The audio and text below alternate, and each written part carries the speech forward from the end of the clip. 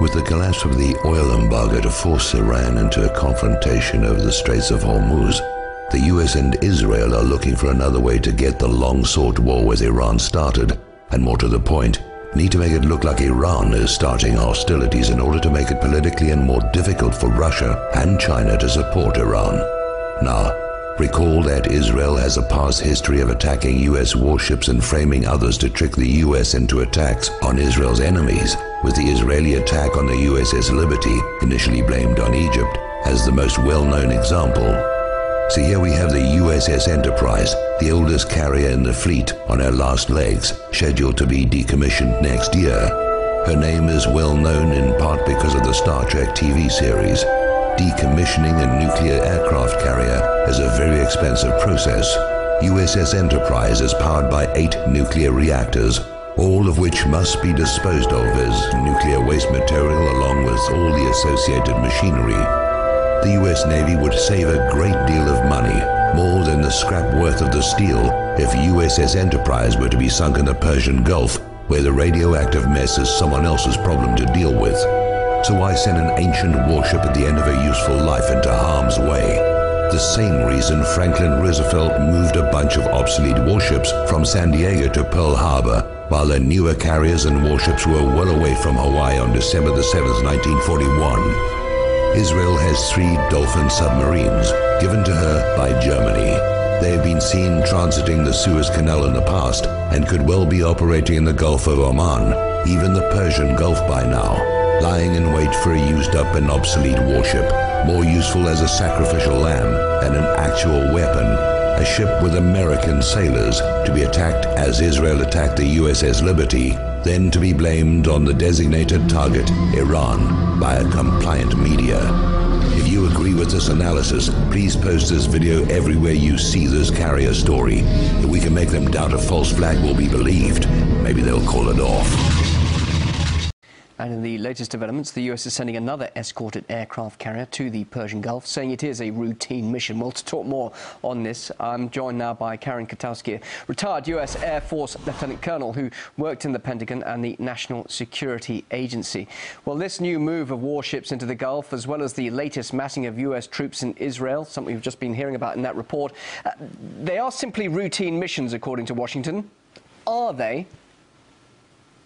Well, periodically, we end up with 3 carriers in that region. And periodically, we stoke the fires of conflict, it seems, with Iran. And certainly, you know, we have troops and bases in Iraq on one side of Iran and in Afghanistan on the other side. So in some ways, this is a continuation of a long provocation with that country. And certainly, we work with Israel in doing that. You know, in some ways, this is pretty much the same as we've seen before, and we all hope and pray that it doesn't lead to that spark. A spark being perhaps maybe that assassination very recently of that top Iranian nuclear researcher killed in that street bombing. Tehran, is it right to accuse the US and Israel over that? Well, I don't know if it's right to accuse them, but certainly it is logical for them to seek to blame Israel and or the United States.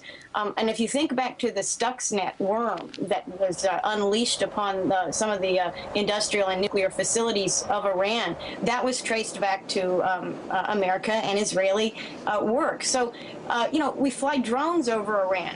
You know, we do that really on a weekly basis, I'm sure. So, you know, this behavior that we have, it makes it very logical for the government of Iran to expect that the United States and to some extent Israel is behind some of these activities. What they need and what they do not have is the smoking gun, and they don't have that.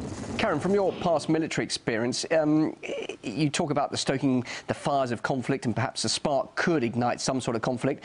If there was to be a military operation by the US or Israel, what would be the primary targets, and what sort of form would that military operation take?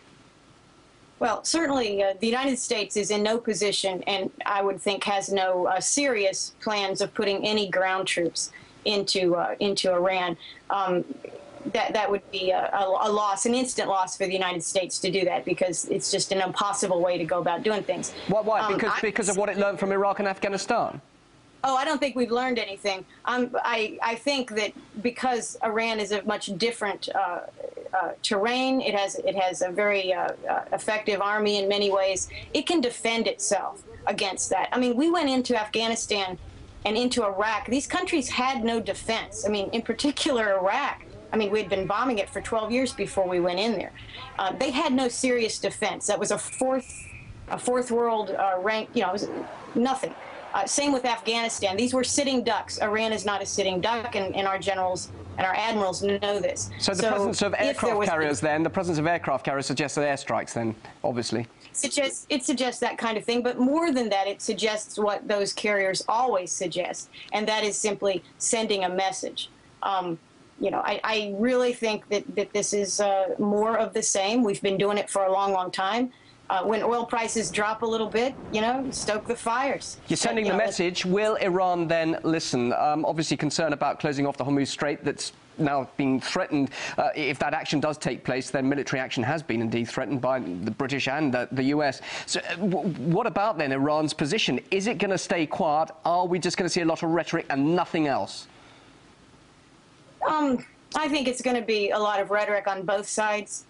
With continued low-level harassment, as we have been doing. That's what I really think is happening. Now, in a more strategic sense, periodically threatening, and this is not Iran seriously threatening as much as it is ourselves talking about it here in the West, of having the Strait of Hormuz limited or shut down for any short period of time. In some ways, it incentivizes these alternative routes. So this alternative routes for getting the oil to the world markets. So it could be that this is very much a long-term trend to decrease American dependence on the 1/6 of the oil that passes through the Straits of Hormuz.